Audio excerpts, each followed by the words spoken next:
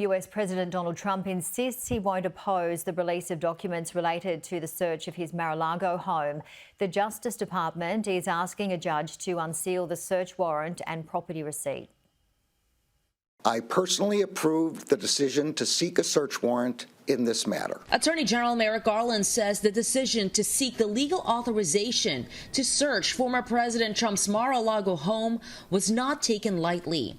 Now, a new report from the Washington Post citing anonymous sources says classified documents relating to nuclear weapons were among the items that FBI agents looked for. We have intelligence about our own capacities that we wouldn't want to share with adversaries. We also have our own assessments of adversaries' capacities that we would not want to be public. On his Truth Social platform, Trump said he wouldn't oppose the release of the court documents, and he slammed the nuclear weapons issue as a hoax. Both the Department of Justice and the Trump people have said they want full disclosure. Well, let's have at it, because somebody is not telling the truth here. Still, legal experts say the search warrant and the property receipt, which the DOJ also filed to make public, are unlikely to give the public the answers they want. What's going to be really frustrating, I think, for a lot of us that are following this very closely is that the inventory is going to be redacted. The Justice Department has not asked to unseal the affidavit of probable cause, which would detail how authorities believe a crime was committed. Joining us is Peter Mathews, Professor of Political Science at Cypress College in LA. Great to see you, Professor. How are you? Good to see you, Jamie. I'm doing well, thank you. Nice to hear. Well, we just heard it's not likely that we'll get the answers that the public want, but what can you tell us on this situation?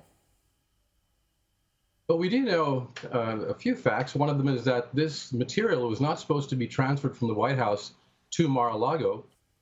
It belonged to the government. Any material that's produced when someone's in government, whether it be a lower-level bureaucrat or the United States president, that material belongs to the government. It has to be cleared by the National Archives if he's going to get any of it for himself. But he took it. And at that time, back in January, I think it was, when the people asked, the FBI asked him for whatever documents he had. The archives actually asked him, and they went to try to find it. And he produced about 14 boxes worth of material that much of it was classified. And then there was a hint also in May or so that all the material hadn't been produced. So the FBI decided to get a search warrant. And when they did get a search warrant and searched his place in Mar-a-Lago recently, they found another 11 classified document troves. 11 of them with like another 12 boxes or so, 12 or 13 boxes. And so there's a lot more material that has been gotten by the government that he had in his possession, probably illegally, but we don't know yet until we know exactly what was in there and what the search warrant says. And Professor, we're also hearing that former US President Donald Trump has declared the nuclear weapons issue as a hoax. That's just unbelievable. He would just come out and say that, because this is very serious. It's not just regular material that he produced when he was president, but it had the charge in the warrant is that it's nuclear weapons related or nuclear weapons strategic related, with something to do with nuclear weapons itself. And that's very dangerous, because that's something that our adversaries and enemies should not know about, what kind of weapons we have or what the strategies are or tactics that could be used to defend the United States. That could all be compromised in that case, because there were many foreign leaders and others who used to visit Mar-a-Lago, and these documents were just laying around basically in either his basement or another room. It wasn't secured, and that's the problem. Has he jeopardized the safety of the United States, in which case he might be guilty of violating the Espionage Act. That's the most serious violation, the Espionage Act. We don't know yet. Again, we have to look at all the details, and what's going to be produced today will not give us all the details right away. Also, turning to other news, the House is set to pass an important piece of legislation marking recent weeks of success for the Democrats. Talk us through the latest.